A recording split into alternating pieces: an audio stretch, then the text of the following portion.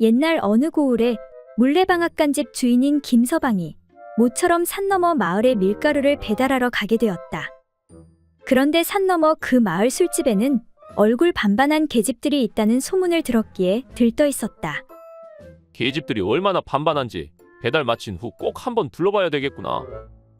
하지만 그의 아내는 그걸 눈치채고는 아무래도 안심이 안 되어 김서방의 물건에 밀가루를 칠한 다음 남편에게 단단히 일렀다.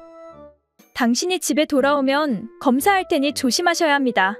그러니 행여 함부로 털어내지 마세요. 만약 이 가루가 씻겨져 나갔다면 당신은 더 이상 이 세상 사람이 아닐 테니 아예 집에 돌아올 생각도 하지 마세요. 아내의 엄명에 김서방은 알았다고 대답하면서도 속으로는 딴 생각을 했다. 알겠소. 내 꼭 명심하리다. 제기랄 밀가루야 어딘들 없을라고. 김서방은 콧방귀를 뀌며 집을 나섰다. 김서방은 부지런히 배달을 마치고 돈을 받자마자 그 길로 마을 술집으로 가서 술을 마시고 여자들과 재미를 봤다. 그때 같이 따라온 박서방이 물었다. 자네가 주색을 좋아하는 건 알지만 괜찮겠는가? 무서운 마누라에게 걸리면 어쩌려고 그러나? 그런 무식한 여편네 하나 속이는 건 일도 아니지. 김서방은 흐뭇한 만족감과 함께 시치미를 뚝 떼고 저녁 늦게 집에 돌아왔다. 그런데 서방한테서 술 냄새가 풀풀 나자 아내는 지체 없이 남편의 바지를 내리고 물건을 검사했다. 자, 어디 한번 자세히 살펴보구려. 김서방은 밀가루를 새로 발랐기 때문에 큰 차이 없이 물건에 밀가루가 묻어 있었다. 내가 본디 술을 좋아해 술은 조금 마셨지만 몸가짐은 단정히 했구려. 그 말에 아내는 남편을 한번 쳐다보고는 물건에 묻은 밀가루를 손에 찍어 맛을 보더니 고래고래 소리쳤다. 야, 이 능청스런 사기꾼아. 밀가루 맛이 다르단 말이야. 난 가루에 소금을 섞었는데 이건 아무런 맛도 없잖아. 깜짝 놀란 남편은 서둘러 둘러대기 시작했다. 그러니까 그 무엇이냐. 내가 술 좀 깨서 오려고 꿀물을 타서 마셨는데 아마도 그것 때문에 짠맛이 사라진 것 같소. 이에 아내가 말하길. 좋소. 그렇다면 내 얼른 꿀물을 한 잔 타올 테니 한 잔 마시구려. 어디 단맛이 나는지 확인 좀 해봐야겠소.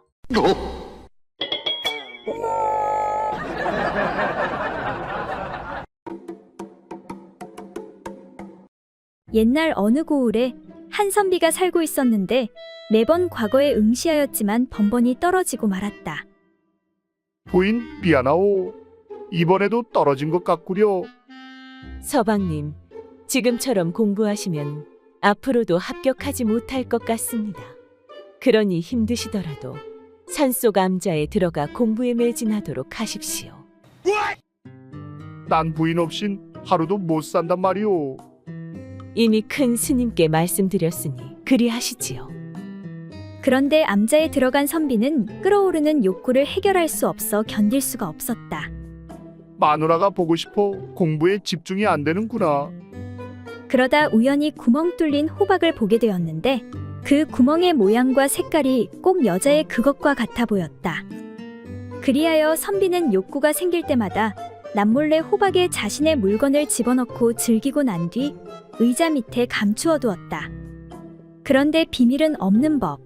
한 번씩 암자를 찾아오는 선비의 큰 조카가 이러한 사실을 눈치채고 있었다.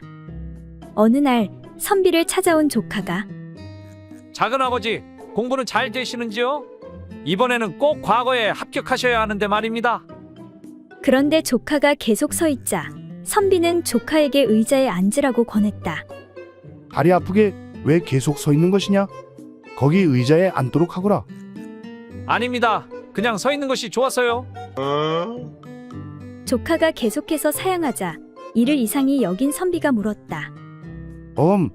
너와 서로 마주보고 의자에 앉아 이야기나 좀 할까 하는데 우리 조카님이 언제부터 이리도 겸손하셨는가? 그러자 조카가 웃으며 대답하길. 그것이 비록 채소의 한 종류이기는 하지만 의자 밑에 아주머니께서 계신데 제가 어찌 감히 그곳에 올라 앉을 수 있겠습니까? 그 말에 선비는 비밀이 탄로나 어쩔 줄을 몰라하며 아니, 내가 그걸 어찌 알았느냐? 이런 고얀 놈. 이에 조카가 다시 말하길. 작은아버지, 저도 나이가 몇인데 그런 건 말 안 해도 다 알지요. 그리고 사실 잘은 모르시겠지만 우리 매형이 오이가 아닙니까?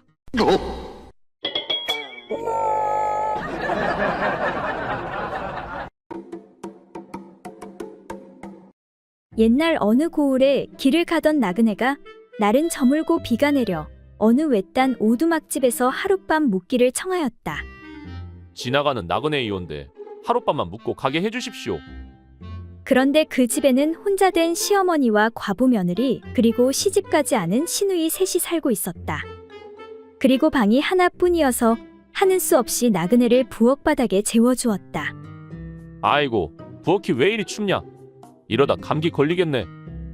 나그네는 재워주는 것이 고맙긴 하였으나 춥기도 하고 불편해서 차츰 생각이 달라졌다.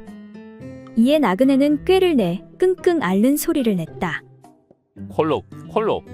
아이고, 머리야 다리야. 너무 춥다 추워. 그러자 시누이가 어머니, 저 나그네가 딱하니 방에 들어오게 해서 윗목에서 재우도록 하지요. 하고 청하여 하는 수 없이 나그네를 방으로 들였다. 정말 고맙습니다.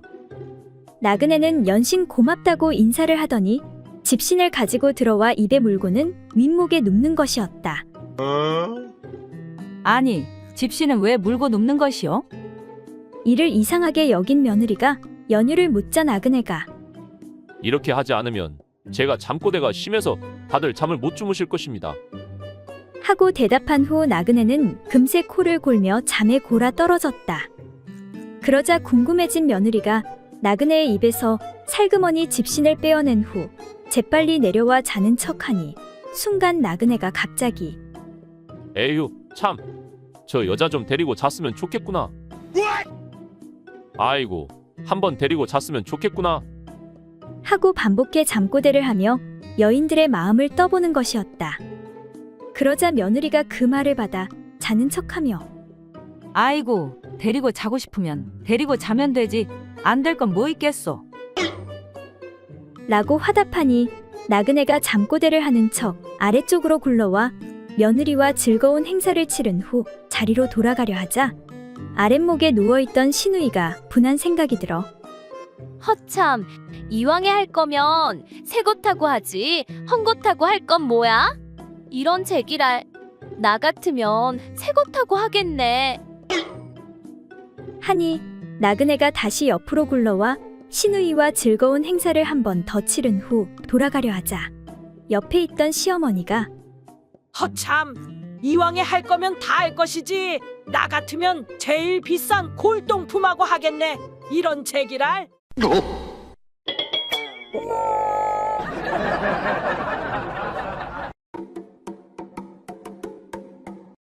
옛날 어느 고을에 조정에서 일을 하던 어리석은 이모 조관이라는 자가 있었다.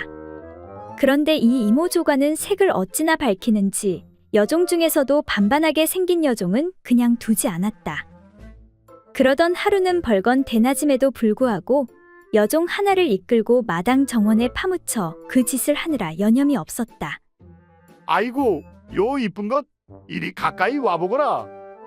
나으리, 누가 보면 어쩌려고 이러십니까? 때마침 근처를 지나가던 하인들이 마당 정원에서 나무 사이로 보이는 그 광경을 잘못 보고는 집으로 침입하려는 도둑으로 오해에 소리쳤다. 야, 이 도둑놈아. 저기 도둑놈이 들었다. 저놈을 어서 잡아라. 하고는 저마다 손에 몽둥이를 들고 곧장 그곳으로 뛰어들었다. 뜻밖의 사태에 처지가 난감해진 이 조관은 끼고 있던 여종을 얼른 나무 뒤로 숨겨놓고 자기는 하인들 앞으로 뛰어나와 시치미를 뚝 뗐다. 왜 이리 시끄러우냐? 아이고, 나으리, 다름이 아니오라. 방금 도둑놈이 들어온 것 같아서 그렇습니다요. 뭐라고? 도둑이 들었다니? 그게 사실이냐? 도둑놈 소리에 나무 뒤에 숨어있던 여종이 놀라 튀어나왔다. 나으리, 도둑놈이 들어왔다니 그게 무슨 말씀이옵니까? 너무 무섭습니다. 그러자 곧바로 사태를 파악한 하인들은 터져나오는 웃음을 애써 참으면서 이렇게 둘러댔다. 나으리, 사실 도둑놈이 방금 전에 이 탐을 넘어서 도망쳤습니다요. 그러니 안심하셔도 되십니다. 그러자 어리석은 이조관은 하인들에게 들키지 않았다고 착각하고 허세를 부리며 말했다. 그 도둑놈이 만약 나한테 걸렸으면 뼈도 못 추렸을 텐데 용케 알고 도망갔구나. 하니 하인들이 웃으며 말하길. 나으리, 그래도 조심하셔야 합니다. 제가 보니 그 도둑놈이 쬐깐한 가죽 몽둥이를 달고 있었거든요.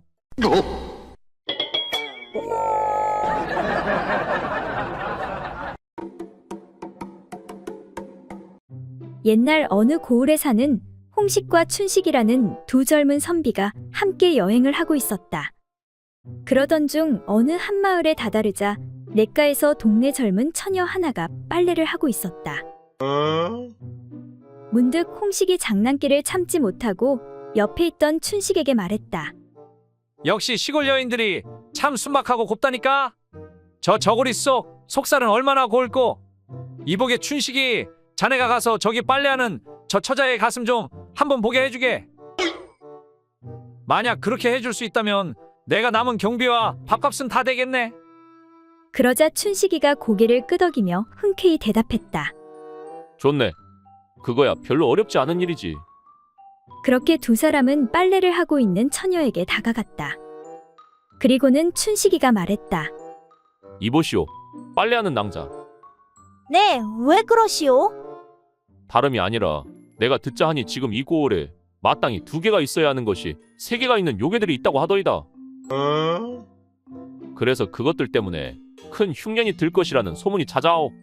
이에 고을 원님께서 빨리 그 요괴를 잡아오면 큰 상을 내리겠다고 하시던데, 내가 보기에는 온매무새를 보아하니 처자가 분명 가슴이 3개 달린 요괴 같소.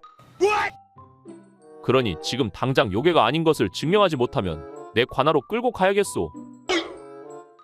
네, 뭐라고요? 내가 가슴이 3개 달린 요괴라고요? 그 말을 들은 처녀는 지레 겁을 먹고 허겁지겁 옷을 풀어 보이면서 말했다. 그게 무슨 소리예요? 자, 보세요. 제 가슴은 이렇게 2개뿐이에요.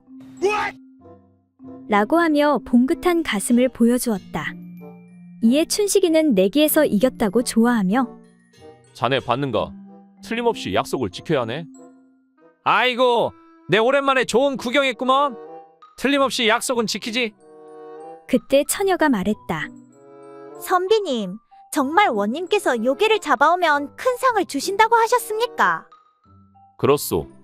다행히 처자는 요괴가 아니니 이제 안심해도 되시오.